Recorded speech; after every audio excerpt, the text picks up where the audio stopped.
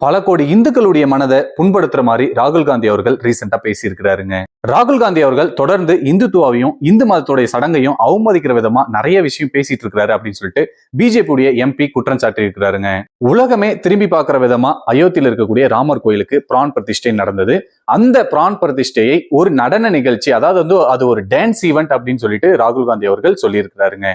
இந்துக்களுடைய முக்கியமான சடங்குகள்ல ஒண்ணுதான் பிரான் பிரதிஷ்டை. இது என்ன அப்படின்னா, சிலையில் உள்ள உயிர் சக்தியை தூண்டுற சடங்கு. இப்படிப்பட்ட நம்ம மதிக்கக்கூடிய, நம்ம வணங்கக்கூடிய இந்த பிரதிஷ்டையை ராகுல் காந்தி அவர்கள் என்ன சொல்லியிருக்கிறார் அப்படின்னா, இது ஒரு நடன நிகழ்ச்சி, இது ஒரு டான்ஸ் ஈவெண்ட் அப்படின்னு சொல்லிட்டு அவமதிச்சிருக்கிறாருங்க. ராமர் கோவிலின் பிரான் பிரதிஷ்டையில எந்த ஒரு ஒர்க்கர்ஸ், லேபர்ஸ், அதாவது கூலி தொழில் செய்யறவங்க யாரையுமே அனுமதிக்கல அப்படின்னு சொல்லிட்டு ராகுல் காந்தி அவர்கள் ஒரு குற்றச்சாட்டு வைக்கிறாருங்க.